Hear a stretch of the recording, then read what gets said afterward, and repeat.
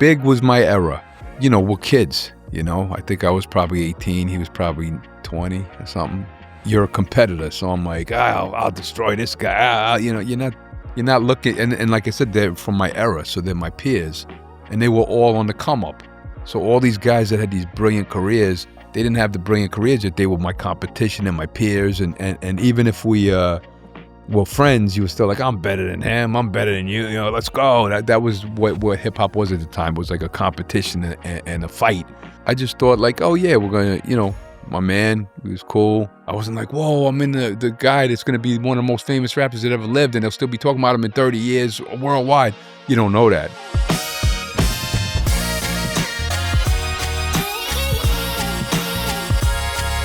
All right. How you doing, man?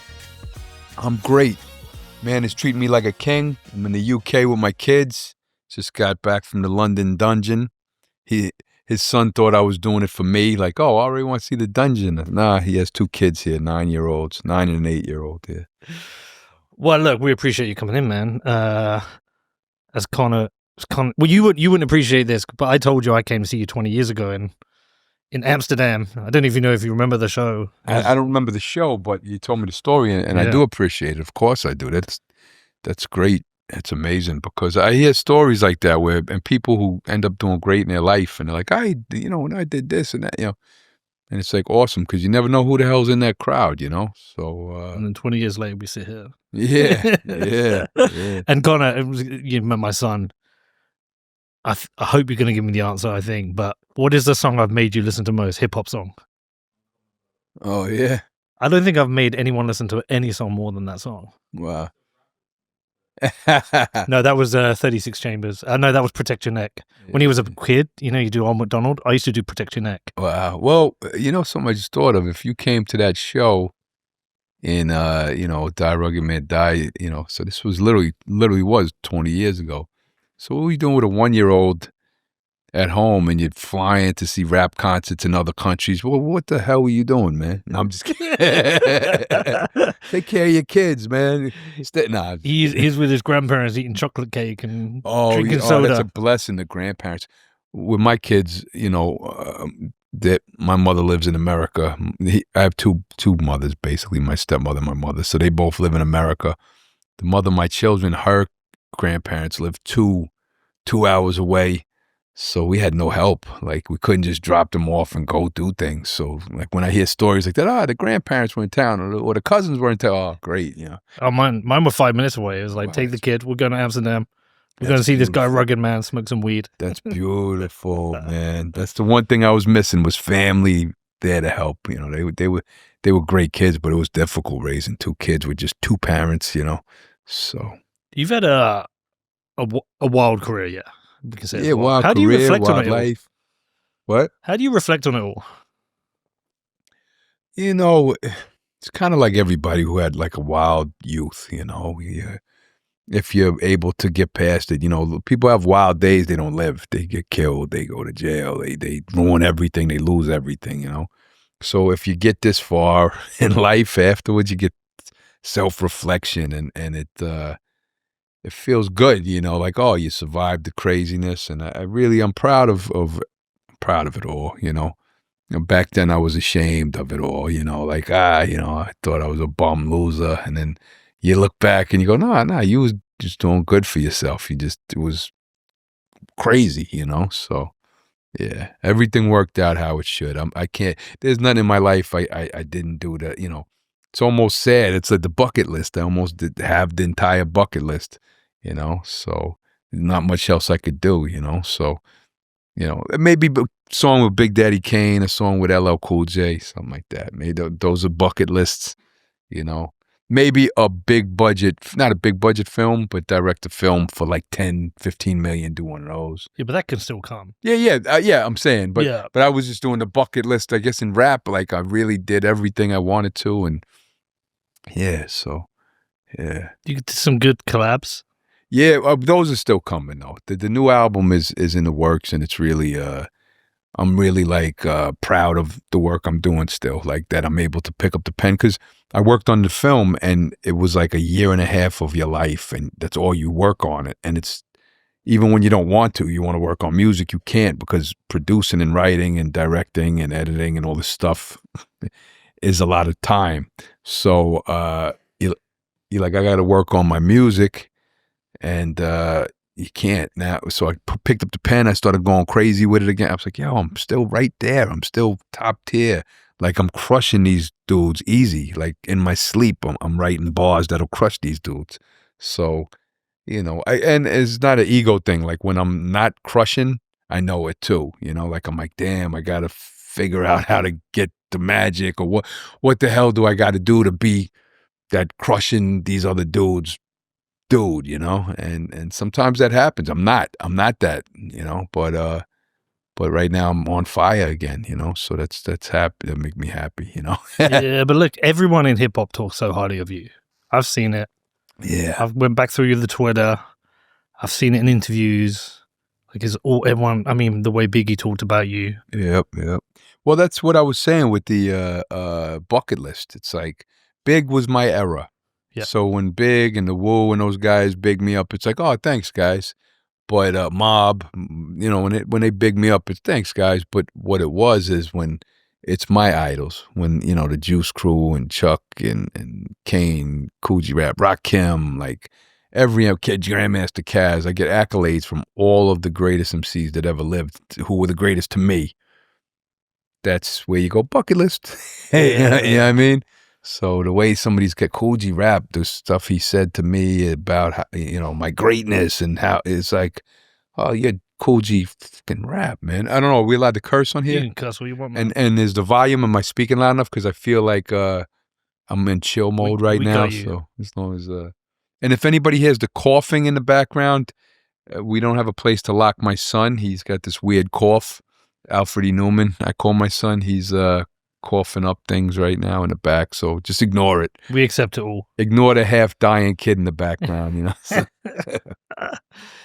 Yeah, what was it like recording with Biggie? That must have been a moment. Well, that's a question they always ask, and I always kind of had the same answer, because it's like, it wasn't, we're kids, I think I was probably 18, he was probably 20 or something.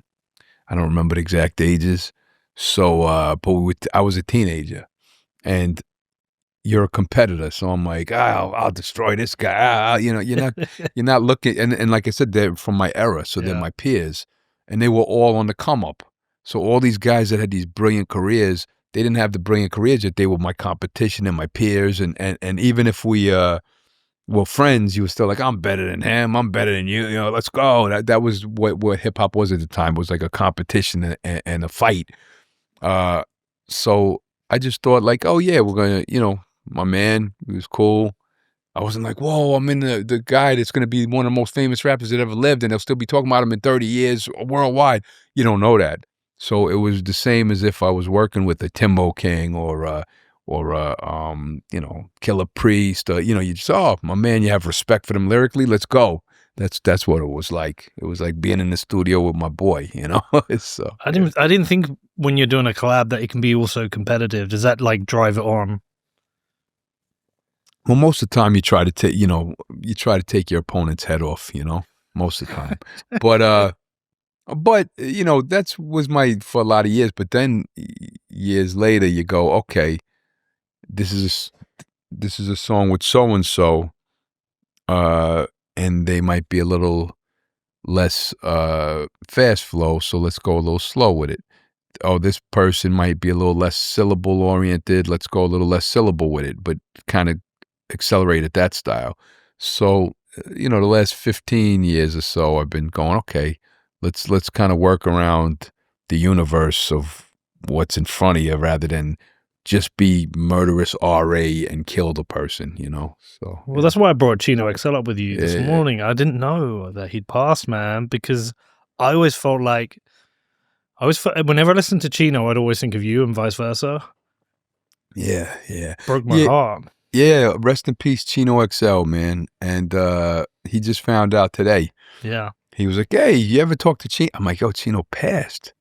And Chino was a friend, and he was a great lyricist. And it was like us. There was the guy, there's the group of us, the underground, that, the the Major League Underground, you know, the Sean Prices, Mhm. rest in peace, the Chino X's, rest in peace. There's like this little slew of us, and these guys, the great ones pass, you know, it's crazy, you know. So Chino was a great guy, super lyrical, underappreciated, you know, so it's life, man. And I spoke to his daughter. There was some issue with my kids are sick, He's good, guys. man. All right, all right. So there was some issues with family. The daughter owns the estate, and then other people were trying to put out music, and it was all this online and this and that, and somebody badmouthing the daughter. I'm like, who the hell would badmouth Chino's daughter? I don't get it. I don't get it. I said, you know, if I pass, whatever business you're doing, don't badmouth Ella.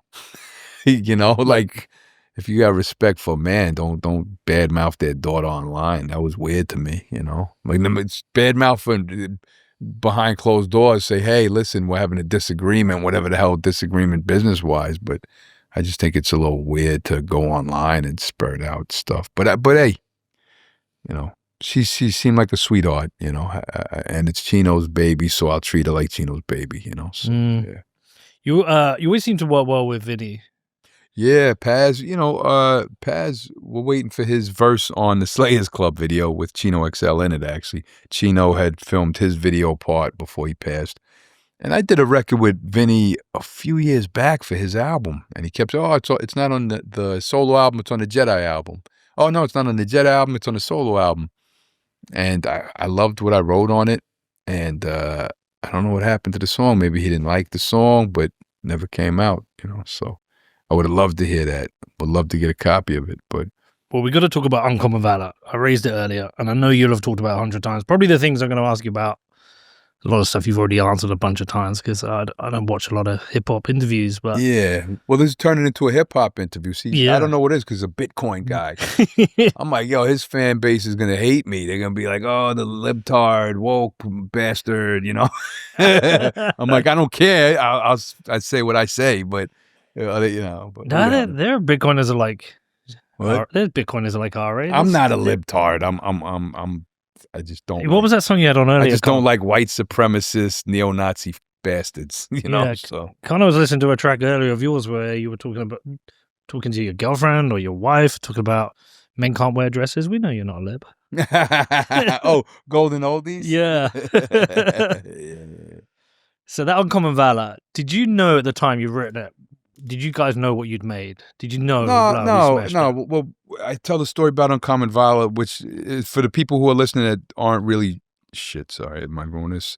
The people who don't really know about it, it was a true story about my father whose children were born handicapped. They couldn't walk, talk, they were blind.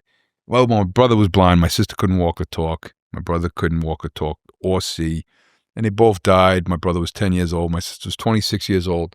And it was from a chemical that a lot of you would know called Agent Orange that the government sprayed on its own soldiers in Vietnam. And the U.S. just took aid away, you know, because we destroyed all these people in Vietnam. Their children are exposed. People have no limbs, their faces are missing. And we really, with that chemical, we really obliterated so many people, and the Vietnamese more than the Americans, you know, but the Americans got hit hard, and I seen it firsthand. And now we're cutting funding to Agent Orange victims in Vietnam. It's like America, man, America. That's what it is, you know. So, but yeah. So the story is, let's go back to the story. So yeah, I wrote a story about my verse. It was with Vinny Pass. He wanted to do a song. He said, "Hey, you're always doing the Vietnam stuff, wearing the Vietnam stuff for your father. Let's do a song about Vietnam." So Stoop sends the beat over, and I start doing some John Rambo type of stuff, you know, like, you know, it was almost like a fictitious Vietnam story about like me in Vietnam type, you know, rugged, you know, I didn't say my name, but like, and then Stoop was like, oh, I don't like the beat. I'm going to give you a new beat. So I was like, but I already wrote my rhyme, and it's a hard rhyme. The flows are ill. And he sent me a new beat, and I was like, yeah, this rhyme doesn't fit to that beat. So I was like, I could scrap that and write something else. So then I started writing, Vietnam killing, whatever. And then I was like, nah, write it about your father. If it's about Vietnam, just write the story. So I just told a true story, and then it really like some of the greatest lyricists that ever live tell me, oh, this is one of the greatest verses ever written in music. This is and everywhere I go worldwide, all over the world, there's people who know my father's story through that song. So, and I wrote it before he passed. So, I think the song came out 06, he passed 2010. So he used to drive around the car, call me Thorburn, John A., Staff Sergeant.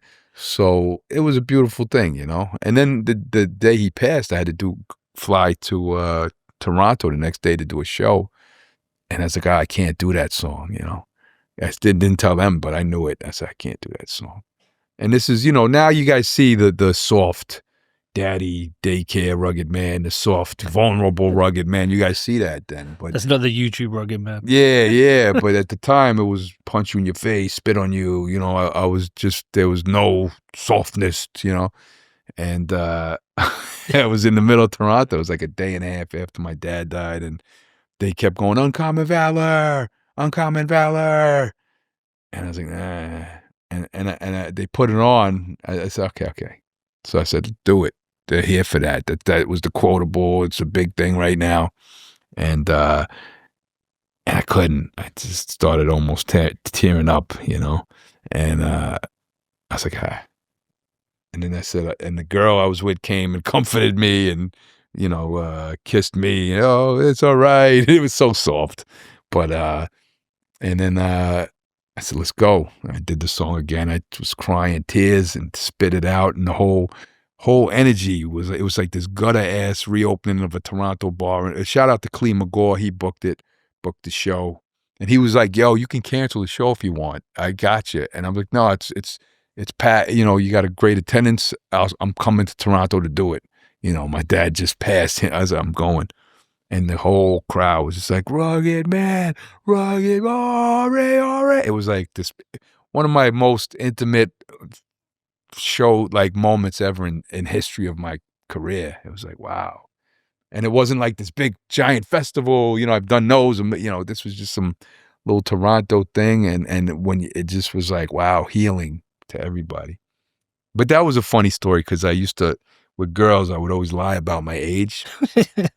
And the girl who was taking care of me at the time, she was 22. I was probably 36 or 35. I don't remember, but 36, say, And she was like, I was crying to her in a hotel room, And I guess I told her, 10 years. That's 32. I'm 32, So I'm crying, and I said, my best friend, I talk to him every day of my life for 36 years. And she's like, what? I said, for 32 years. She's like, wait, how the fuck old are you? I said, 32. I mean, 36. You got me.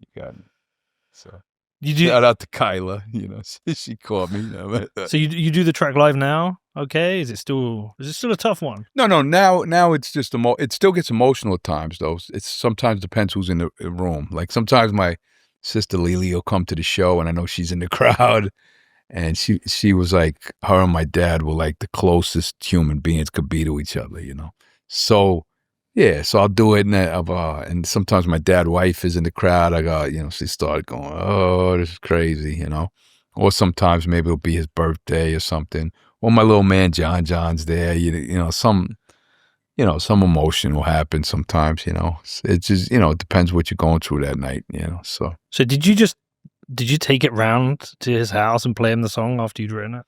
Well, I interviewed him before I wrote it. That's why it came out good. Is that where the lyrics came from? Yeah, I called him and I said, hey, listen, what's this? What's that? And he that's with the yellow pajamas, this and that. And this was the Huey Chopper gunship, So I said, what was the helicopter called? What was boom, boom? So I was taking notes like a reporter.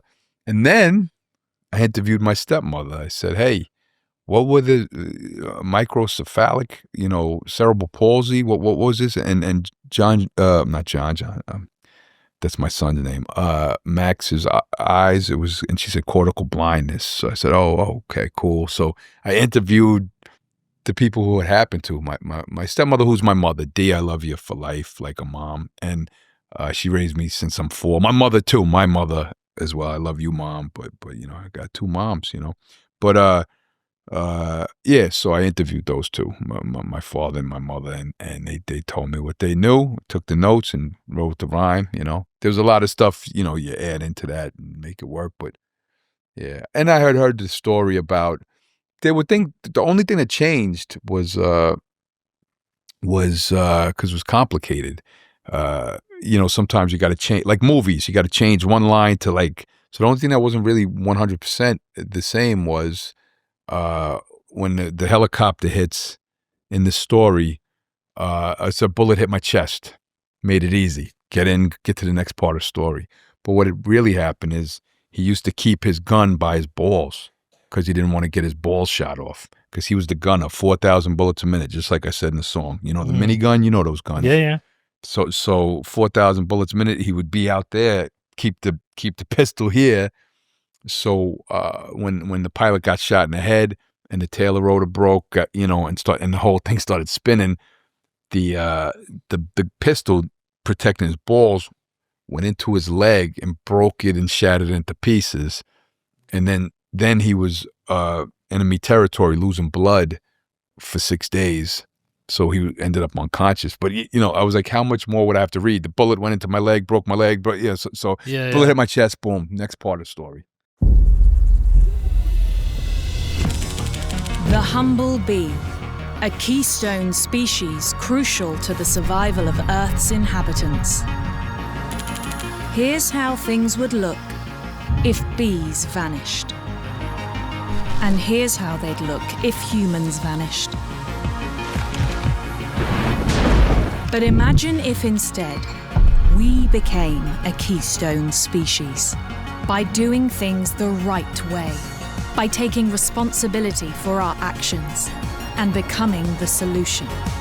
Iron mines the world's most responsible currency the right way. Because the future depends on it.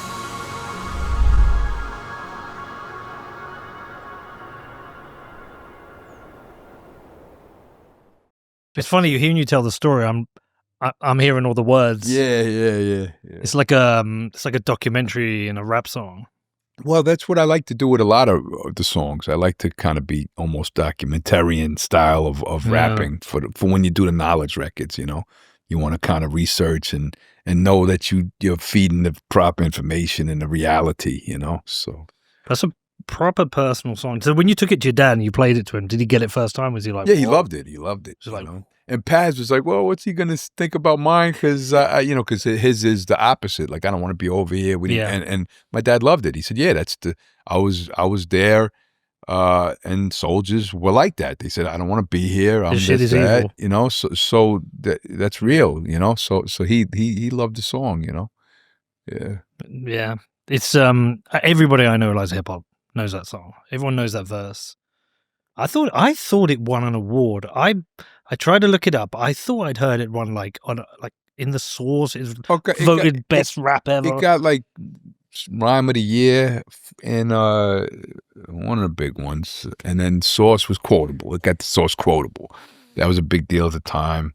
And it did you know, the thing is, it's 20 years ago, so or 18 years ago. So if you don't, I don't keep tabs on what's what. I just remember when it was happening, this thing gave it Rhyme of the Year. This one gave it that. This one gave it that. I think there was even one of the decade or something, but I got to research it again. I thought it was, I swear I read it was all time greatest rap.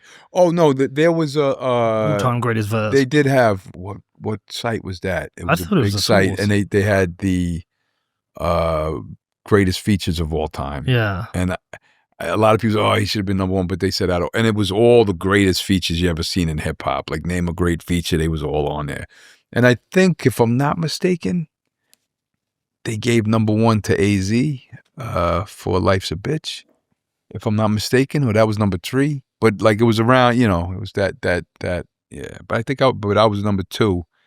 And my fans, hey, you should have been 1. What the hell? I said, come on. In the history of hip hop, there's a lot of great features. So, you know, I don't mind being number 2 of every verse ever featured on a rap song in history. Yeah. I don't mind number 2. You know, I'm okay with that. Yeah, it's funny you say you interviewed your dad for it, but like had he talked to you about Vietnam growing up, or is it something you avoided? No, my dad talked about Vietnam with us, but he wasn't. You know, he always looked down, not down, but yeah, kind of down to soldiers that didn't even really see that much action, or didn't even, or I don't know. He didn't think it was that big of his life. You know, he was like, it was, yeah, these guys did 8 months and then they spend 60 years still talking. Like every time when they get, back in Nam, and that's all they want to talk about, Vietnam. It's like he didn't want to hang out with that, you know, like Vietnam every day. I'm okay. I have a life now. I lived, and I was a child, or I don't know if he said child, but, you know, he went into the war. He went not into the war. He went into the army at 17 and, you know, was already fighting. He was already a killer at 20, I think, right? So, you know, and then you have children and children that are dying and sick kids and life and the world. And so it was a small part of his life in his mind, you know.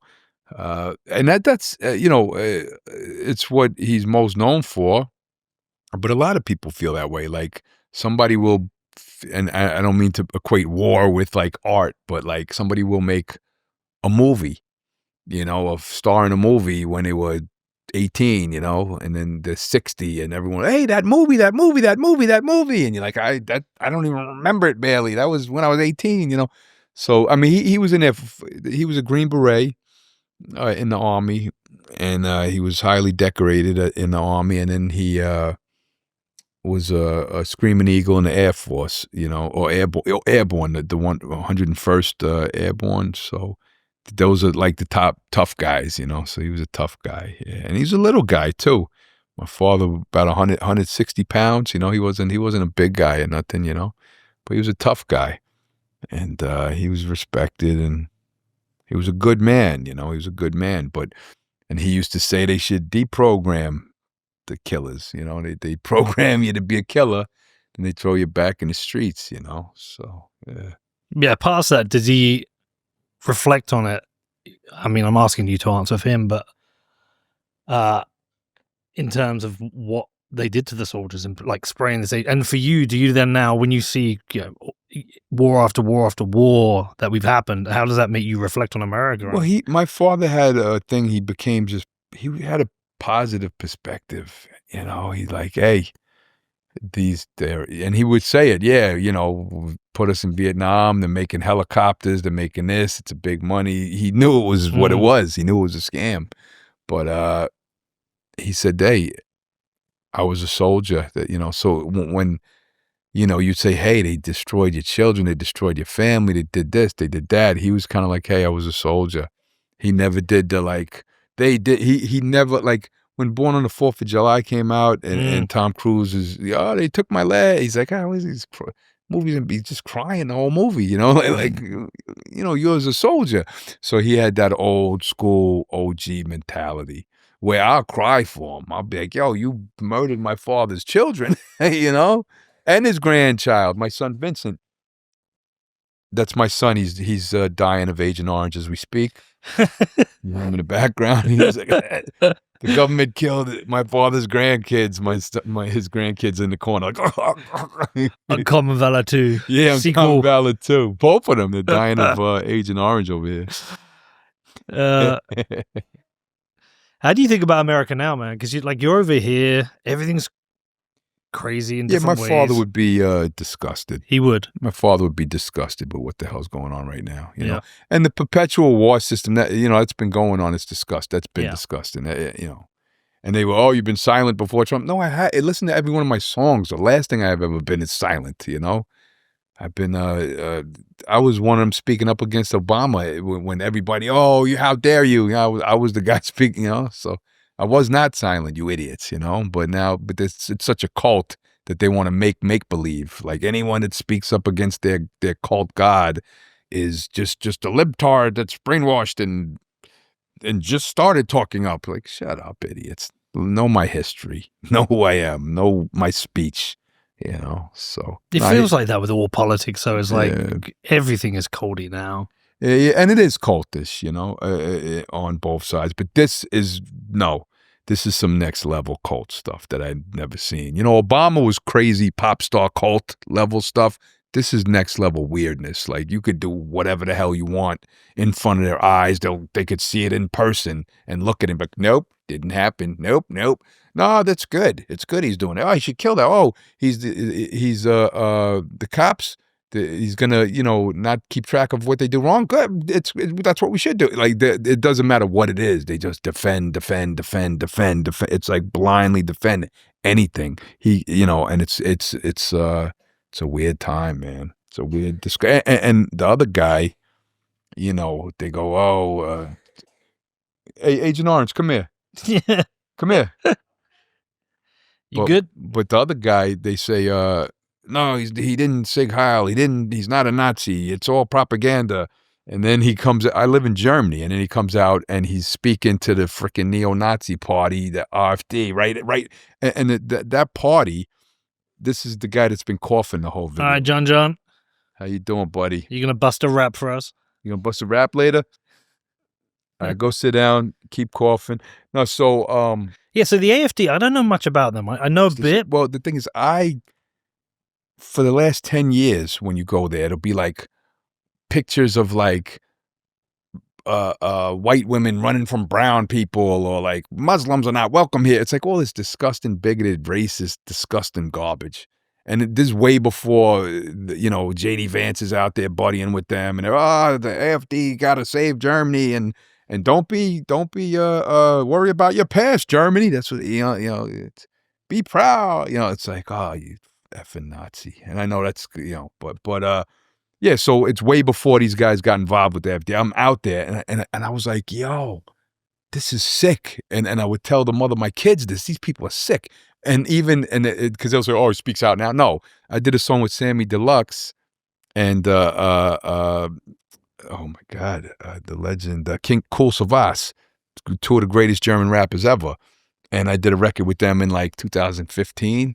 And I'm dissing the AfD and saying they could suck my dick. Like this isn't like, oh, now Elon likes them, so now I got to bash them. But these people are so stupid. That's what they think, But yeah, so all this, and back then it was like, before that, not that, but they would get like 2 or 3%.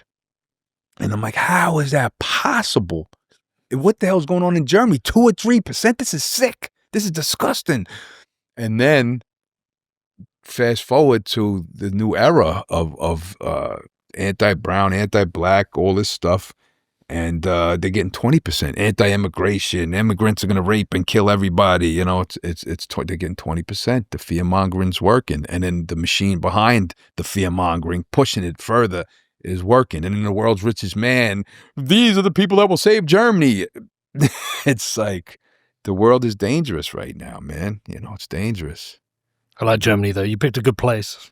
See, here's the thing. The Germans are great. Well, there's a lot of stuff that you might disagree with me on, because in the past I fell I leaned because I was in America. So I saw, the government doesn't, what are they doing for the people? They keep throwing their cash money to war, blow more stuff, or billions to war, pay taxes. So if you pay higher taxes, what's it going to? War, so you go, yeah, why would you raise taxes on anybody? Why, like get the government away from us. We're not, but then you go to a more socialized place like Germany, and all of a sudden she you need a midwife. It's covered it's covered. You need 6 months off after having a child. You're good. You're having a mental moment. Her friends take a couple months off. My daughter being born cost me not a nickel, and they're taken care of. They call it kindergarten even in the beginning, but if my daughter's son needed to go into like school at 6 months old, you put him in this thing, take care. The mother has to work, the father has to work. They could go there every day. Like, so all this, my son just got his tonsils out. Boom, taken care of. It's like, then my daughter got sick in New York when she was like, a year and a half. Did you have to sell a kidney? Yeah, the mother got the bill. Like, this is a mistake. I'm like, no, this is America. And it's not even just the free insurance, free whatever. It's also the price gouging that they're allowed to do in America and keep it up so the billionaires, in America. It's like where Germany, yeah, there's still shady stuff, but everything's affordable. You break a leg, you okay, cool. Even if you don't have insurance, it's like they're not need your teeth fixed. It's all affordable.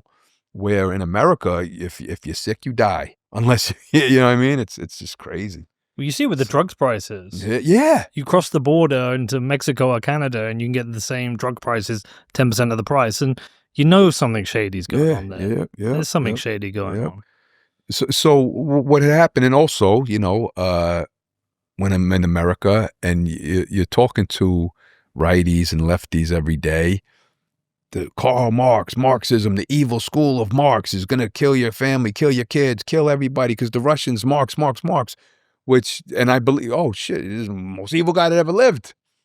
And then you go to Germany and you're like, Karl Marx alley, Karl Marx, and pictures of a Karl Marx. I'm like, wait, is this the worst person ever lived? Or why you got pictures of this guy all over the place? So then you start talking to people, you go, is Karl Marx a bad guy or a good guy? Well, who is he? What is he? And I don't think his policies has worked or whatever, but when they had him almost like the worst human being that ever lived, I go, well, let me look at the other side, and that's what I try to do now. I'm not saying I'm a Marxist, but what I'm saying is I don't always go for the fear-mongering version of what we're supposed to believe. I go, let me look at both sides of everything, rather than know that I know everything because I'm American and this is evil and this isn't. I kind of just look, but I don't know. I think in this world, if you think you know everything and you stay stubborn and stuck to it, you're gonna be one of them idiot grandpas that or grandmas that like, like, with all this crazy ideology that's it has improved since you were 10, 15 years old. Like, look at our president Trump. He's got the ideology of a person from 1950, so it's like. But everyone's been dragged into it now. Maybe it's social media, the 24-hour news, but we're all part of it now. Yeah. And we all feel like we have to have an opinion. Yeah. And it's very different going to my pinned tweet on my. You should see my pinned tweet on my Twitter. I say, this is how Americans sees me. This is how Brits see me. So the Brits think I'm like Alex Jones, and the Americans think I'm like a raging blue-haired screaming lefty. Really? Yeah. They think you're a lefty? Yeah, this is black. Look, this is Americans think I'm a lefty. And what do you think? See that? Yeah, exactly. Americans you'd be like, don't let a cop kill a black person. They'd be like, lefty, psychopath. You want transgenders to rape your children? Like, cause you like, it's like, what? What the hell are you talking about? Don't kill the black kid. Well, all I didn't think that was that, psychotically left, I thought it was pretty standard, I think the picture that people, a lot of Americans have of the UK and Europe is the reality is different from what they're being told. And I know my friends, they've come over and they're like, it's really nice here. Yeah. It feels safe. I like your pubs. I like your beer. Everyone's nice to each other. Oh, why? Because other people think they're all stabbing you in the face and Muslims are going to rape you. Yeah. That's. I mean, look, that's what they did in New York City. I lived in New York my whole life, and they're acting like New York City's the war zone, and if you go there, they're gonna push you in front of train tracks tomorrow. You're gonna all die. And I've been walking around with my kids' strollers for the last 9 years. Hey, through the Bronx, wherever. It's like, it's and I'm not trying to be anecdotal, me and myself, but I know families who live there. I know people who live there, and obviously, you go to LA. I know people who have their car broken into or this and that, but then you come to Europe and you hear, oh, that person, somebody who a baby just got kicked in the face. I don't want to go into that. I was like, what the? And that was in Europe though. I was like, what? But so I don't know. New York is not worse than the 80s or 70s. Stop it. Stop lying to yourself. Whoever's telling you that, it's a lie. It's not worse than 1991, 92, 93. Stop lying. Stop trying to fear and tell the world how, if you go there, you'll have a good time, I promise. Well, no, you might be bored. It's kind of almost a little boring compared to back in the day, New York now. But, I think New York's safe. I've been plenty of times. Of course, I love it's, it. of course it is. Fucking good city, But then they'll pull up a story like someone died. No bullshit. Of course, like you can find people who did get hurt in London. You can find people who did get hurt in every city in the planet. You know, so some more than others. But look, I mean, New York is person on top of person on top of person. But if you're trying to act like we're back in 1983 New York City, that's not what it is. Were you in New York during 9/11? Yeah. You were there? Yeah. So the first time I went was the year after that. Yeah. Yeah, 2002. Yeah, I was in D&D studio actually that morning till about 4 or 5 in the morning. You know D&D studio, you heard of it? No. D&D studio is a legend. Shout out to Doug and Dave. It was a legendary kind of hood studio. There was the fancy spots, Sony, and there was the fancier spots that a lot of people went. D&D was. Hold on, I've heard that in your lyrics, right? What? You've mentioned D&D in your lyrics. I'm not sure. I don't remember. Is it in lessons? Well, you would probably know better than me. but D&D. Yeah, here we go. Yeah. So what made D&D legendary was Premiere had a room in there, and so every iconic Premiere record that you ever heard, up until they closed, was in that room. So if it was, his biggest song with Biggie or or Nas or whoever it was, Jay-Z, it was all in D&D because that's where that was his comfort room, that room, So, and then a lot of other greats, Underground and great, So You were in the studio in 9/11. Oh yeah. So so September 10th, I had studio there, and I stayed over, till about 4 or 5 in the morning. And I lived in Jamaica, Queens at the time, and I hopped in a taxi, went to sleep. A couple hours later, I got a call. I didn't even think it was that big a deal. I didn't know what the hell was happening, So, but a plane, and I'm thinking like when you hear about a plane crash, I'm like, oh, that sounds crazy. I was, I was 2.5 hours sleep. And my man was mad at me because I didn't know what the hell was. I was like, yo, I said, is the Hopkins Trinidad fight still happening? And he's like, oh, you really asked me about that? I was like, yo, I'll talk. And I went back to sleep, didn't know what the hell. And then I got a phone call from a girlfriend's dad, who the girlfriend was from out of town, and she was living in New York.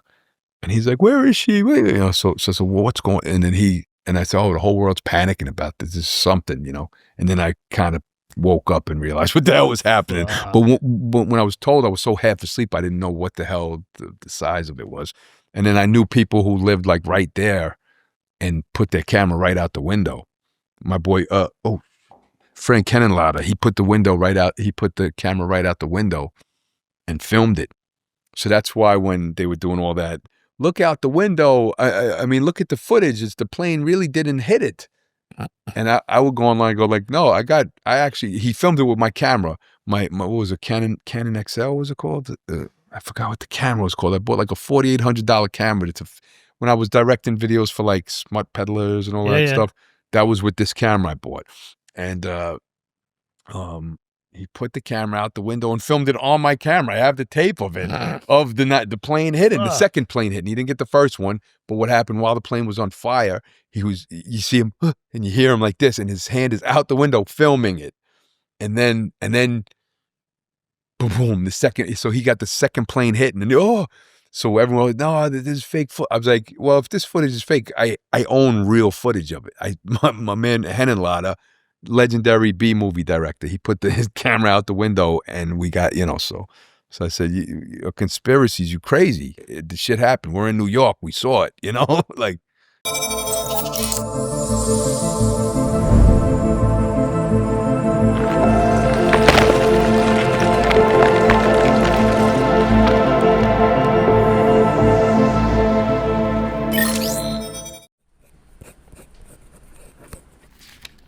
Very important that you don't lose this, okay?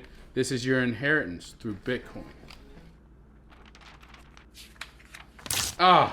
Let Bitcoin rip. Don't rip up your Bitcoin. Set up inheritance with Casa. So that would have been right about when you were just first coming up then. Because I mean, you've talked about the Jive record thing a bunch of times. You probably don't want to do it again, but that feels like No, that was Jive was way before. When was Jive? Jive was I started getting buzz 89, 90 when I was a little kid, and then Jive, I think I got a bidding war with Jive around 92. So the gap from Jive to Die Rugged Man Die, was that like about a decade? It was more. I was banned. I was blackballed. And people said, no, nobody. No, I really was. And talk to any rapper from that era, they was there. They knew I was. They was all scared of me. It was just crazy times. So, but what happened is a lot of them people that wouldn't work with me kind of got older, started doing bigger records, Backstreet Boys, stuff like that, and I ended up, the cool kids, Raucous, they started coming back to me and, hey, you're a legend. Hey, work with us. So a lot of cool up and coming hip hop people started reaching out to me. And that's how the kind of rebirth happened through. I did a concert a huge concert with like a lot of big press was there, and I started a big riot. And I tell this story often too, but it was a Jive showcase. And then hold on, you started a Jive showcase? Yeah. And it was a big riot, and it was a big, crazy, violent, nutso riot, and hookers are duct taped, and it was a crazy time. So yeah, fun days. But yeah, after that, there was a lot of problems, and I was kind of put on freeze. And what? How long was that period? Was that 12 years between? Well, no. Then what happened is things started. I started doing vinyls and making a living doing vinyls. I think the freeze was about 5 years, my guess, because all of a sudden, Europe started calling like 5 years later. But there was a time where I couldn't book a show because after the meltdown showcase with the riots and fights and all this stuff, every show I had lined up, they said, "Oh, we can't have you. We can't have you. We can't have you." So they started canceling my shows. So it wasn't a blackball. It wasn't like legally you can't. It was just blackball. You canceled. Yeah, it was canceled at the time. Yeah. So, but then, that faded away, and it was, I was blessed to be able to come back, so yeah. So what was Night of the Bloody Apes then?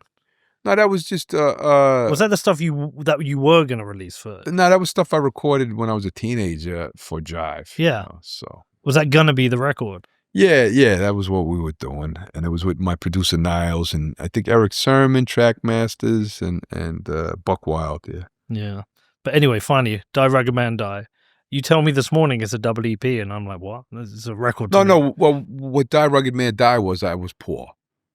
I didn't have the money, and I didn't want to put out an album without being able to produce it the way I wanted to produce it, And so I said, let's just call it a double EP, It had some older songs on there, beats I had already on a 2-inch reel. I just didn't have money to get beats, record them, mix them. It's not like today anyone could record a song out of it. You had to go to the studio with 2-inch reel, tape, and blah, blah, blah.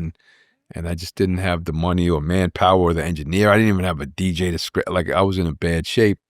So the label said, yeah, but we got to, if we're going to put it out for you, we want to call it an album. I said, I don't want nobody to think that's my first debut album.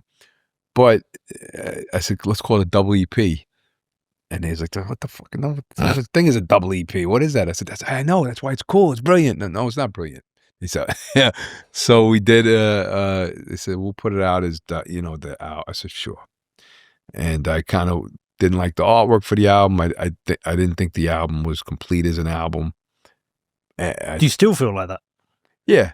I think, I think Chains, Lessons, I think there's great moments on it. But I think for my first album, if I had time to make like 5 bangers more on the level of Chains and Lessons and kind of weed out some of the songs that were already released, like On the Block was already out, stuff. But Lessons, it felt to me like Lessons kind of blew up. Yeah, Lessons was huge. Yeah. And Chains was huge too. And those were the last 2 records I had recorded for that album. Right. Because I only recorded like 4 new songs for it, and those were 2 of them. So, like I said, if I was able to record another 10, I think I would have had like the one. But that said, I tell young artists this now. Don't ever, because I used to be like, I could do it. Don't ever diss your work, your own work. There'll be people out there to do that for you. But because somebody plays a record that you might not be happy with, and it was their childhood, it was their life, they loved it, they lived it, it was amazing. So you'll say, it's not good. And they're going, that's the greatest record I ever heard, in their mind. And then you're bad-mouthing it. Like, let fans listen to your art and they decide what they feel about the art, rather than you telling them, I could have done better. Because I used to do that. People were like, I love this song. I'm like, that song sucks. The mix isn't good enough. And Yeah, but this is what's happening right now. What? Because Die Rugged Man Die I listened to that relentlessly for a year, but probably like 2-3 years, just over and over. Well, a lot of people did. Yeah, and then here's you telling me. So I shouldn't have done that. Yeah. So that's why I brought that up, because I wasn't taking my own advice. Yeah. Because people do love, and in fact, the albums that I'm very, very proud of, Legends Never Die and All My Heroes Are Dead, and I've had people in my inbox like, you should go back to the Die Rugged Man Die days. That's your classic. So you do have that as well, but obviously a lot of people love the new stuff more too, but there's a lot of people, the Die Rugged Man Die was your last good record. Okay, cool. That's what they thought. And it's a record I'm not proud of, but now through the years, you got to go, no, be proud of that you have something out there that the fans are gravitating towards, that they love. And I was proud of Lessons, and I was proud of Chains. I think I was proud of Star Is Born. There's records on it that I'm proud of, But what happened is a lot of songs were kind of released, like Black and White was out already. On the Block was out already, so maybe that's what it was. Like, I wanted everything fresh, brand new on the album. So, but to me, when I hear it, it's all fresh, brand new. Yeah. So and that's the new thing. I forgot. I was talking to one of the younger artists. Yeah. Maybe it was Webby or something. I forgot which younger. I think it was Chris Webby, but I could be wrong. So if Chris Webby didn't say this, scratch it. But if he did, hey, Chris knows, But he had said, no, the way you do it now, if it's Chris, I think it's Chris, you just release songs every month or 2. You put 7 or 8 out, and it beefs up the Spotify numbers because it's a new song. And then you release the album, and it'll have 7 or 8 old songs on it. But a month or 2 after that, the fans won't even remember that those were old songs at the time, and it boosted your Spotify numbers up, and this album still exists and it's still selling. Yeah. So that sounded like interesting. I'm like, that's kind of what I did on Die Rugged Man Die. So this band, The Architects, I was telling you, I went to see them last night. So they announced the album whenever, and one track came out, and then you would see the album on Spotify, and there's the tracks you can hear and the tracks you can't hear. Yeah. And so they must release 4 or 5 in advance. And then they're doing all these shows every day this week. They did 2 shows in London yesterday. You get the fans in to boost it. But what was interesting is people were singing the new songs from the new album straight away. So I mean, I think his advice is right. But even look, Con, the music you listen to, a lot of people just release songs. Do you think about albums as much? No, not really. It's just songs, isn't it? Yeah. Well, they do it less because of tracks you shown me in the past. It seems like albums followed a storyline. Yeah. The first song to the last song, it all just went in order, whereas now it's kind of just like a bunch of random stuff put together. I wait for albums still. Yeah. I want the whole album. Yeah. But they do. Connor will play me a song, and I'm like, where's the album? There's no album. Yeah, well, if you go to like the new school kids, like Lil Nas X or something, right? Or Hobson before him, not Lil Nas X, I think, had like 2 or 3 #1 hit songs, and you're thinking, this guy must have platinum albums. He never had released an album, but it was the Old Town Road #1 for 40, and it had beat the Beatles every song ever made up to that point. I think 22 weeks in a row #1, and then he dropped what's the famous Lil Nas X song, the big hits. Yeah, what's it called? Whatever the hell it is. Yeah. So, #1 hit. I think he had like 2 or 3 #1s and never put out an album. So, and before that, go back a decade and a half, is Hobson. I saw him. He used to like put these, the Twisted Mind of Hobson 1, he'd do the Mind of Hobson number 2, 3, 4, and this and that. And one of them things did like 140 million views, or maybe more by now, maybe 200 million. I don't know but you know what I mean? And he kept putting those out in videos, and they would just get tens of millions of views. Some of them over 100 million. And then I think his album was Knock Madness or something. Nobody, like people were waiting for it, but then it came out and kind of just went. And then it wasn't about his career wasn't about his album. So that's the first time I seen that. And it probably happened before that, but that's the first time I said, oh, you know what? He didn't even need to drop that album. That album didn't really, it did what it did, but it's all his leads to the album and the songs he puts out. And I was like, oh, okay. So I always think about doing it like that, but I just don't. I don't know. I'm working on my new album. Yeah. So I don't know, like I think I just got the old mentality. And the thing with me, I don't put out a ton of material.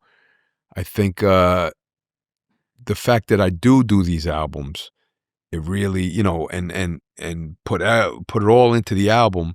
When I do my live shows, though, they really they know, it's not like a sporadic single that was there that maybe they heard, maybe they didn't. A sporadic single, but maybe they heard, maybe they didn't.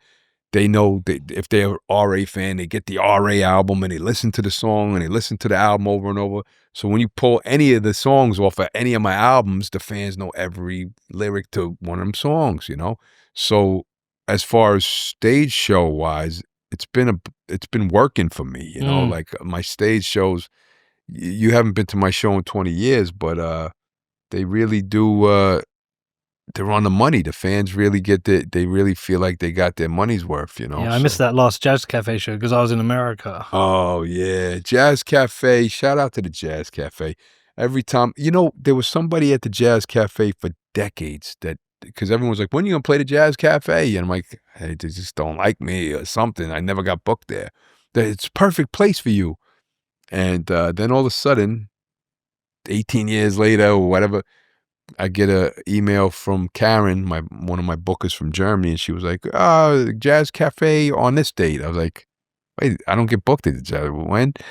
And when I went there, I'm like, it's like, yeah, the last booker had something, he didn't like you or something. That's what somebody told me. I don't know if it's true. I'm not vouching. But the person at the Jazz Cafe said, yeah. I said, wow, it makes sense. And then they booked me, I think 5, 6, 7 times since, and it sold out every time. So, and the energy at the Jazz Cafe is freaking beautiful. Yeah. But I tell this story often too, is, you got, what do you call it? You got to, don't get too big for your head, whatever. Big for your boots. Or whatever, because I was like, I think it was like the 3rd or 4th time I sold out the Jazz Cafe. I was like, yo, and they didn't want that, whoever the guy before didn't want me. Look, I'm doing good numbers.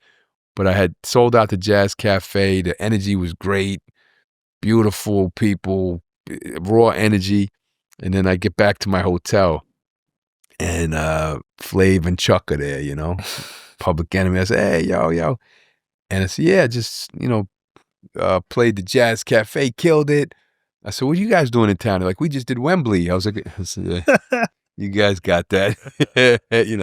But that's Public Enemy, the most iconic rap group in history, arguably, so. What do you think of modern hip hop? Depends who it is.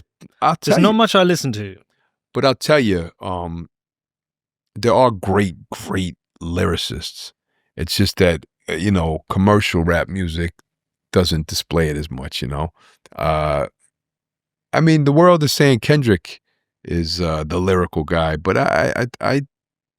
I think he's lyrical, but he's not a guy that does it for me. Well, I never, that's not for me. I'm never intimidated by his bars, But when I do go online and I see some of the youth, there's so many incredibly good spitters. It's not like everyone is whack, but it's just that the incredibly good spitters usually aren't promoted, Kendrick is praised, I think, because he is promoted and is a lyricist, so.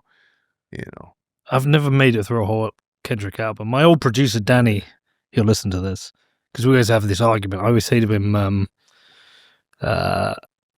what's her name? Back to Black singer. Oh, Drake? No. Amy Winehouse. I don't know why it lost me. I said to him, that was the last great album that was made because music changed after that when it went all Spotify. I always just say that as like a point in time when things changed to him. And That's when you turn into grandpa. yeah, I did. Basically, yeah. Like- Because it happens in the morning. I go to school. Well, not Connor anymore, but when I take my daughter to school, they play the same stuff. It's this kind of auto-tune, rap, and the drill stuff. And some of it's okay. I like some of it. But usually I'm like, turn it off and listen to this and make them listen to Nas or Tupac. But I say that's a lot. And he's like, no, Kendrick Lamar's To Kill a Butterfly? To Pimp. To Pimp a Butterfly. He's like, no, this is it. And I put it on. I think I made like 3 songs. I was like, no, Yes. I can't get into it. Yeah, I'm there with you, grandpa. What about J. Cole? Yeah, you know, I like some J. Cole songs. I like some of them. You know, I didn't think he responded too good to Kendrick. I wasn't like, oh, you know, I thought his rap was okay. You know, but he did some interesting storytelling songs that I liked in the past. You know, I think they're top tier for like a commercial audience. Like if though, you know, they're not pushing lyricism anymore. So those guys are actual lyricists. So it's nice to see, but I think like everybody in my crew will eat all of them up, you know? Yeah. We, like honestly, like when I put on a Killer Priest album, he'll do like 4 albums in a year, Priest, you know?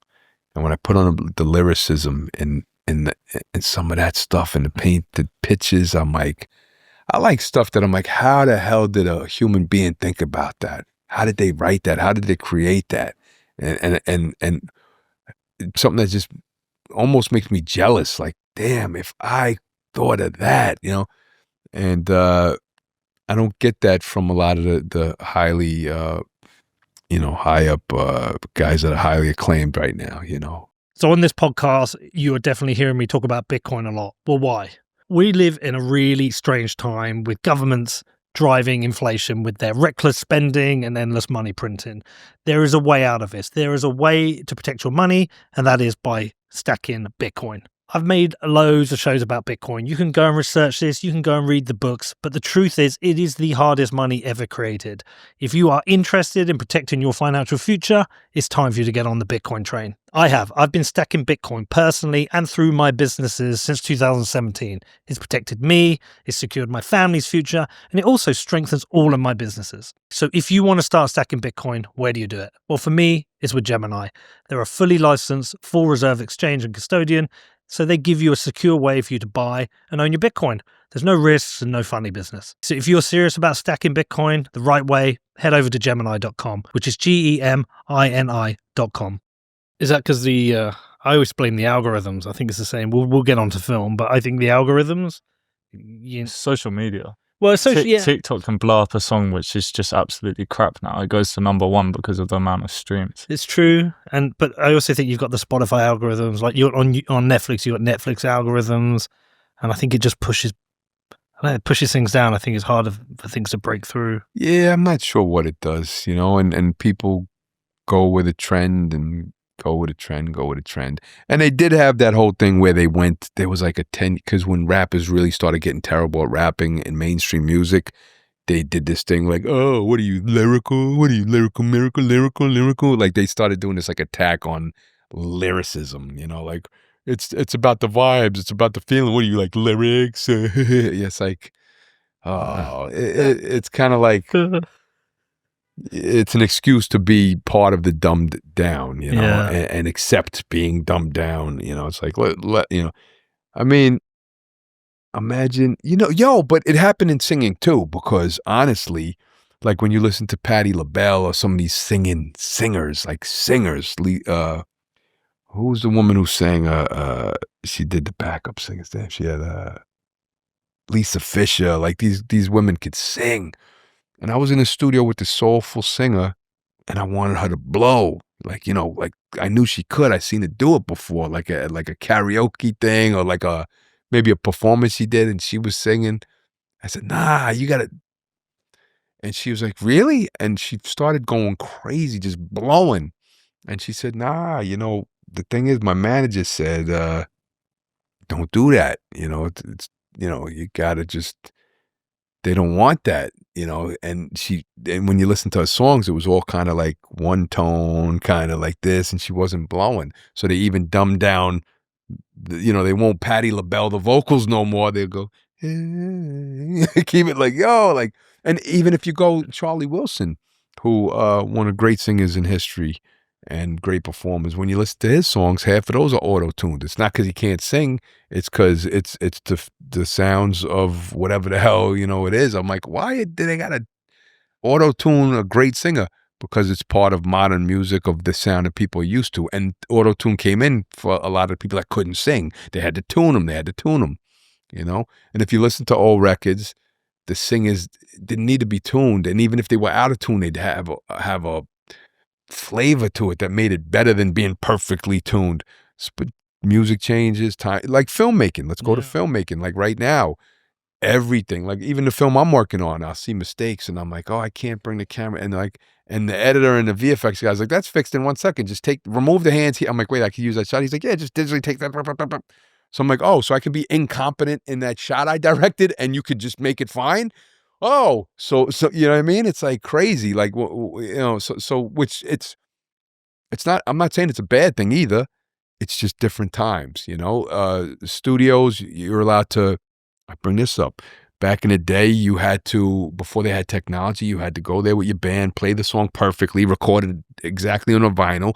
And the plus about that was that everybody knew the song perfectly and they jam out and make something beautiful, perfect one take. You know, but now it's like, yo, you could have just the bassist go in and perfect that bass all night. Boom, boom, boom. You know, it was like, oh, wow, put it in there. So you have so the music can be still beautiful and perfect and great, but it's just a different way to get there, you know? When I was a kid, you had to record perfectly on your 2-inch reel where you wanted it, how many bars you wanted in between the verses, who you wanted to put where. You had to place it in the right places because you didn't have the digital technology. Move this here, move that there, move this, boom, boom. You had to make a song on the spot. Different times and easier times in a lot of ways. But do you think it's like rip the soul out of it a little bit? Well, in some cases it probably does, but I think a soulful person that has those tools can make something soulful in a different way. And a lot of people, you know, the first one that I remembered, I'm sure there's ones before this, but the first one I remembered where they'd question it was, there was Albie Shaw, who made a classic New Jack Swing album, you know, Eddie F. and Teddy and all these guys.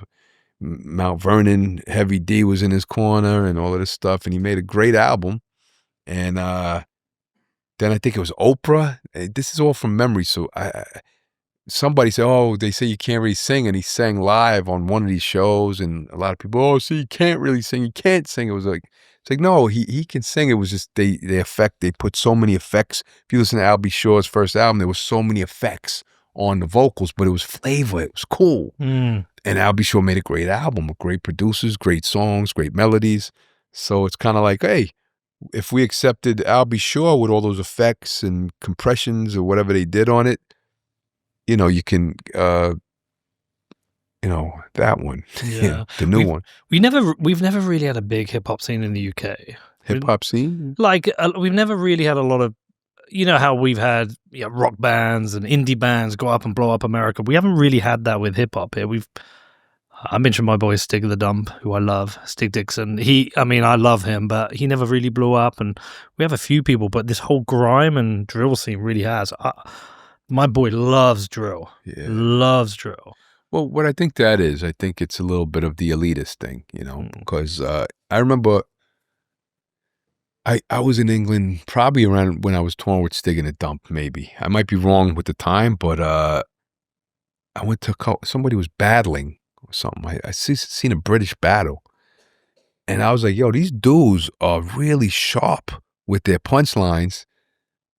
But I was like, oh, it's the British accents. It's the thing is the elitist American accent is we are the creator. We are America. And if you're, hey, well, you know, I can't imitate. But then all of a sudden it's like, oh, they must not be. It's like, no, if you get over that accent, listen to the lyrics, he's actually eating up that American rapper, you know. So that's that stuff too, is elitism, you know. But there's great rappers and lyricists all over the planet Earth. Brit, he's not a rapper though, but you saw who blew up Stig's boy. Rag and Bone, man. Yeah. You go to his stuff, he got like billion views on a song, right? Well, 2 billion views. He got some of the biggest songs of the decade, man. In fact, when I was working on All My Heroes Are Dead, I had a song. I wanted him to get on the chorus for it, but I mean, he's just doing big records. And he was like, yeah, I would love to, you know, and we talked about it. Yo, he's like, I'm hanging with my girl, my kids aren't, or said something, I forgot what he said, but maybe he was alone with his new wife or whatever. I forgot the conversation. I'll be in the studio the next 3 days. I'll get it done.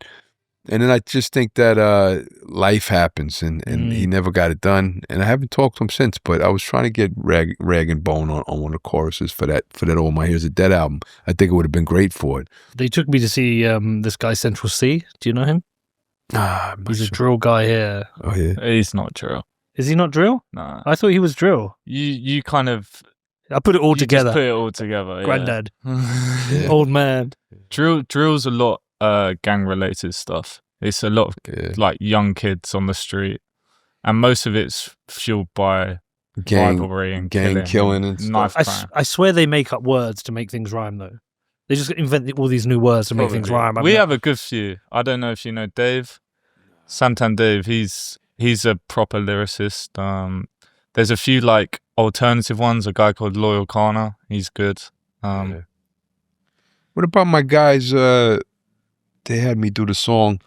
Leaf does the beats, and the Owls, the 4 Owls. You know them? No, I don't know. You know the 4 Owls? It's not grime. It's like they do OG type of hip hop. They did stuff with Primo and stuff. Yeah. Right, let's talk about film, man. Oh, let's go. Because we're gonna have to go and eat soon. Coffin Joe. You're becoming. Coffin Joe. I just bought the box set. Shout out to Arrow, Coffin Joe. Yeah, there you go. Sorry. Ari, the film director. Yeah, filmmaking. It makes me think of Rob Zombie. I don't know why, but Rob Zombie made that switch. Does music, then does film. I'm sure you know his films. Yeah, of course. Yeah. You know, I love Rob being able to do it and having a successful career and stuff. I'm not a fan of his films, but, and that's not a diss. I wanted to. I supported. I went to see a couple of them in the theater, checked them out, and you know, there's a quiet taste, you know. So mine, I think what I'm working with is a little more depraved, a little bit more sexual, a little bit more over the top comedic, you know. Rob is his films are kind of like mean spirited. The characters are kind of all mean, you know. The characters all curse a lot. The characters are all trash. Not every movie. I didn't see the ones I seen, you know. But much love to Rob Zombie though. I don't want to bash Rob Zombie. I think it's great because he's a film fan and he's a Marx Brothers fan, and he you go to his house and it's all memorabilia of all the stuff that we all love, and I love seeing Rob. In fact, when I'd go see a Rob Zombie movie, I was rooting to like it, and a lot of times I'm like, I didn't really enjoy that one, you know. But it's just not my taste. A lot of it, you know. Yeah, but why the switch to movies? What's the? Well, you know, Night of the Bloody Apes was a Mexican movie. You know, I was a film fan my whole life, though, and I wanted to make movies my whole life, actually, and what happened is I was doing good at you know, I was paying the bills with rapping, and I was releasing music, and that's what everybody wanted from me, and I loved doing it, and I loved performing, and I, you know, got my kids a place to live with music, and it was like really like that's where I'm at. And then it was like the one thing though is I make enough money to do well for them, but I don't get tons of money in the bank where I'm rich, you know? So I have to continue to tour. I have to continue to do the rap and live and eat. So I was like, yeah, I'll do the movie soon. I'll do the movie soon. I'll do a movie soon. Then I wrote the script. Everybody really loved it. And I was like, what soon? You know, you're not going to do it. If you don't do it now, you're not going to do it. I said, yeah, but then you're going to have to put your rap career on hold. This is right now. People want R.A. the Rugged Man. You know, like you can't put your shit on hold now. I'm like, yeah, but you'll be dead. You ain't going to be here long, bro. You going to do it or not? You know, it's time. Yeah. You got to do it. So if you want to start making movies, you got to do it. So I said, put the rap on hold for a minute and knock one out. And got a really interesting film that the world is going to definitely talk about when they see it. I'm can't wait to finish it and get it out to the world. What's this one up here? Oh yeah, that was the campaign for the for the crowdfunding, and Suicide Disco. yeah, we got to make a new poster with the real actors now, because this is before we had actors Right. that were playing it, and my daughter, the girl up there on the shoulders, that's actually my girl played that. My daughter played that part, Huh. and the little mannequin in the side, they put him in a wheelchair. That's a cool wheelchair. I And just noticed her legs missing. yeah. It's nice poster art. Yeah, it is. Homeboy Alex did that. He killed it. Is it a lot harder than you imagined making a film? What? Is it a lot harder than you imagined making a film? Well, it's just time consuming. Yeah. It's time consuming. And the thing is, when you're producing, writing, directing, everything, it's a low budget film, and you don't have the resources that like a company has. So everybody's coming to you. You have to take care of 35 people. And no one's happy, especially if you can't, hey, here's more. And also, if you have poisonous crew members, you can't just fire them and bring someone in the next day and pay. So, you got to kind of deal with the poison, because you don't have the money to, and you're in the middle. I shot it in Oslo, Norway, and Belgium, in Hoogstraten, this little town called Hoogstraten. And you don't have the money. So if there's somebody acting wild, screaming, and people's acting crazy, you have to keep your composure and let it go and get the movie made. So the difficult part is keeping 35 people happy with limited funds, because you don't have the money to pay people, what the studios are paying them, or if they get a commercial gig is paying them. And sometimes they're looking at you like you do, and I need this, I need that, and they got all these demands, and you're like, bro, I'm a person with a pocket, this is all I can do, it's so. But I self-financed a good amount of it, and I think we're going to be in good shape. I think it's a good investment, and plus, when I'm gone, my children will own my part of the film, and everything will be beautiful. So. Yeah, have you been looking at some of the AI film stuff that's been coming out? Because that's gonna, it's like maybe ripping the soul out, but if you can make stuff look how you want and you can do it in front of your computer, you take your script and done. Poof. Yeah. I don't know. I don't know anything. The thing is, I know everybody was threatened by AI and it's going to kill everybody's career, and it will. The thing is, it will. That's technology. Yeah. Now, we can't stop it. We're not, like we need to do. We're not going to be able to stop it. So it's like everything, And I bring this up as well. Silent films turn to sound. Oh, it is going to kill the silent stars' career. Yes, it will. Ubers came out. It's going to kill the guy. That guy paid that much for the taxi medallion. He wasted that now. Yeah, it's going to kill the guy with the taxi medallions, career. Taxi career. Now everybody could drive a taxi. They don't need medallions. They don't need this. Animators, you draw a picture one by one, perfect picture, and then the old Disney way, and then they put on a computer. Oh shit! Now the computer animation, it always will kill, But that's society. That's what you gotta. TV went in the house. Oh, it's gonna kill everything. Movies are gonna die now. TV's in the house. Yeah, not. Do you fuck about with it though? No, I don't know anything about it. I don't know how to use it. I don't know anything. The only thing I use AI for creatively is if I'm writing a sentence. And I'm like, is my English freaking horrible here? Let's see what the AI if it'll fix my sentence. And I go, oh, I like my sentence better. Or I'll go, oh, AI, you got me. Boom. And I'll throw AI, like it's just to fix my English. I do that all the time though. And then I worry I won't even be able to articulate proper sentences anymore. Yeah. I'll have to get it to run it all for me. Man, listen, you've done so much. What's left for you? Well, I got to at least last long enough for them to be 18 or 20, get to college. We need a bit longer than that, man. Hey, Ella, I'm going to make it to your college. I'll be at your Yeah, but that's like Connor's age. She doesn't know what I'm talking about. I'm just kidding. And now his boxing career. No, and I'm then gonna be at her wedding. If you get married, maybe you won't get married. What I'm saying is, I'm gonna live a long time for you, kid. Look at that smile. My kids are on the couch. I'm talking all like, what's it called? Melancholy. Dark. But what's that? What, like, if you could tick a few things off, what do you want to do still? Well, I would like to finish this album and make something really special and great. Tour to my fans. Stuff I already did. Yeah.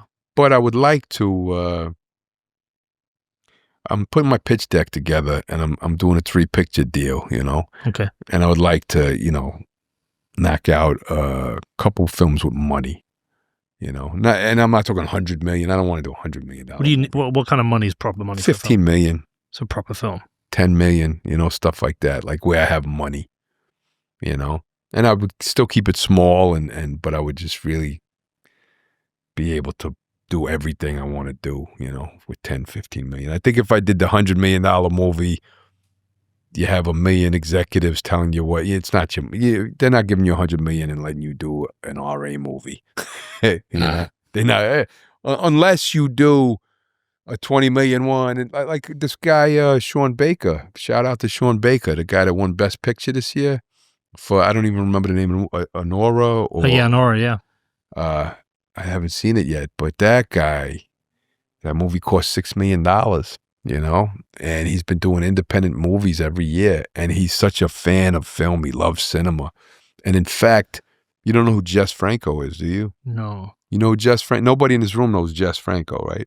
But like I should. In the exploitation film world, he's an icon and a legend, right. But it's only the psychopaths know Jess, But he's made hundreds of movies, from the most depraved, horrible, crazy stuff to some little films that were beautiful. But Sean Baker, Best Picture of the Year. There's a thank you to Jess Franco in the credits, and I was like, wow, that has nothing to do with what I'm saying. But what the point I was making was Sean Baker is $6 million. I think that somebody now will come to him. Hey, you want to make something for 60 million, and maybe give him a little more freedom, see what he does. Maybe, well, maybe not. I don't know. I don't know how that world works. I don't know how the movie industry works once you're talking about 50 to 80 to $100 million. I believe that you wouldn't have that much power unless you're Spielberg or somebody, or Scorsese or somebody. But I still don't even know if they had power. I have no idea. Well, I hope you do it, man. Seeing this film. Anybody watching want to throw me 15 million? I'll make something great. I have a street film in mind too, because I have all these horror films that I write those in my sleep. But I got a little classic vigilante film. But the problem is, I wanted to do it on really street, rugged, depraved kids in the street type of thing. But then as I keep writing it seemed commercial, but then it gets more degenerate. Now, like, I'm in the middle of writing and I'm like, this is an RA movie again. And I'm like, no, do that. Roll with that. Do what they haven't seen. Do it that way, So what are the films that you love from history that brought you there? Coffin Joe. No, I'm just kidding. No, I mean, it depends. There's so many. The thing is, I like exploitation. I like horror. But I also I watch the great films, like, the stuff that they taught you in film school. I didn't go to film school, but I love those films as well. I'm not like, I don't like those, like Antonioni Blow Up, masterpiece film, but like, that's the film school answer. But, La Dolce Vita, Fellini, Lawrence of Arabia, these are all like the most beautiful. And I'm not, when you see my films, but I love those films as well. But then if you go to it, recently I put up a page, the films of Russ Meyer. They just put some of those, they just put those out in Blu-ray, and they look insanely amazing. And what's that one? Valley of the... Beyond the Valley of the Dolls was the one he did for a studio. Yeah. And Roger Ebert wrote it, the only good thing he ever did in his life. Fuck film critics now. No, but Frank Henenlotter, of course. Joe D'Amato, I posted about, but there's Marco Ferreri. I love his films. But there's just so many, you know. And there's Joseph Losey, who did a movie called The Servant. Have you ever seen that? No. It's a British film. Awesome. The Servant. But there's just so many great films in history from every decade. Every decade. I show them crazy stuff, you know. They love all the great movies. But and horror, you know, it's just so... but what I will tell you is I turned into grandpa before I was even old. Like I go back to the silent era, to the 20s, 30s, 40s, 50s, 60s, 70s, 80s. Then after that, you know, 2000s, 2010, I don't really know too much. Like I know everything from before 1990. Yeah, I think we all become that grandpa at one point. Yeah, but I was still a teenager while I was doing All it. right. Like I was like, fuck, you know. Student of film. I love classic cinema more than modern cinema. You know, but there's great films in every decade. Doesn't matter what decade. Modern decade, every decade. It feels lesser. I feel like the COVID era that killed cinema has changed it a bit. Well, and I don't want to go back to grandpa age, but the Marvel movies and all of that stuff, when Scorsese and them complain about it, the reason why they do is because, you know, the sequels, They know it works. the famous, well, it's not just works, it's that it's like the Puffy remix, you know, like use the famous sample, get a great rapper on it, and you got a great song that people buy, you know, where if you start a brand new, fresh idea from scratch, it's way harder to get people to put their eyes on it. So it could be better than that Marvel superhero film, but the eyes aren't checking for it because they never heard of they heard of Spider-Man, they heard of Wolverine, but they haven't heard of. That's why when we talk about Sean Baker's little film, it was nice to hear a little film like that, or Nora, you know, whatever, you know. So I got to see it still though. But Well, listen, I hope you do it, man. We're gonna go and eat in a minute. you got me as long. We don't have to eat either. We can talk as long as you want, or we could go eat. We should go eat. Okay. He's like, I'm hungry. I'm done talking. I need a steak. I didn't eat What lunch time? because Oh, I what knew time? where we were going to eat. But look, I hope you do it, man, and I hope you get your big budget. Oh, so We're good on time. this is great. We're early actually. Yeah. Well, we timed it right. Wait, real quick. John Nella, come hang out. Say hi to everybody. He's been sick though. Do you want to see something nuts about AI quick? Go on, What? What's this? Where's the camera? Where is the camera? I just asked ChatGPT to write a song about coming to the UK and doing this podcast in the style of RA. Oh, Tell me if this You've is never seen this shit Touchdown- before. Oh, so there's a RA if I rapped about Bitcoin. I touchdown, Heathrow, customs check, no reload. See, right away it doesn't even sound like a RA It line. doesn't. Reload. Come on. People call me Himilo. Yeah, no. They're just I wouldn't talk making about up that. like somebody that raps. That sound not like if you read any of my stuff, there's no that doesn't. Yeah, that's what I mean. So AIs are no threat to RA the Rugged, man. I'll murder an AI. Ella, you like London? An AI cannot outrhyme RA the Rugged, man. John, you like London? Yeah. Look at his shirt. Show the camera your shirt. Let's go. Right there. He's a Mr. Beast fan. Do you? Is what- he? what do Yeah, you we know about Mr. Beast. Yeah, the kids got me. Oh, I thought you liked him. Oh, who do you watch on YouTube? Don't you? Oh, that other guy. Who's the guy that did all the backflips or something? I don't like speed. Oh, I don't like speed. Yeah, Person. yeah. Oh. It starts fights with everyone. Cause he's just talking like a lot of times. Ella watches Mr. Beast, and I'm gonna watch a riff all like as speed pops up on YouTube, and Do you know the worst thing about him? He supports Manchester United football. He's a Manchester United fan. So that's why we don't. Whereas you've got your New Jersey now, yeah? That's your team. You're a Bedford fan. We got you, maybe? He looked like I sold. He's like, I don't like Mr. You like Mr. Beast candy? You bought his candy bars. What do you mean? Oh, you're embarrassed about that? no, Candy's probably good. Mr. Beast got candy. Did you know that? and toys. And toys. And burgers. Doesn't he do burgers? I think Yeah, he's got he does burger. burgers. He does burgers now. Oh, I don't like him, but you know everything about him. Oh, he's hit me with his shoe. Don't talk to her. All right, but listen, all right, man. Yeah, he's Listen, I'll tell you one thing. It might embarrass you a little bit. So this morning I get up and you text me because of breakfast. I'm like, cool. And so and you know I was over with my It was a girlfriend. great breakfast. It was a good Amazing. breakfast. The greatest hotel, greatest breakfast.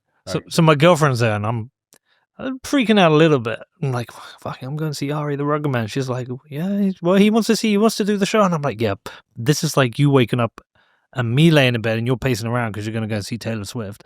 Like Connor will tell you, I've been a fan forever. The fact you're here is incredible, man. I really appreciate your time, and I love Die Ragged Man Die. That was my album for like 2 years. I made that mistake. Love that. I made that mistake of trying to justify what I could have did better. Yeah. Like I said, I tell other rappers don't do that, and then I'm on here like, well, I kind of did better. And stop. That was 2 years of my life, and lessons I love Uncommon Valor, I love change, but I love it, and yeah, man, I appreciate you doing this. It means a lot.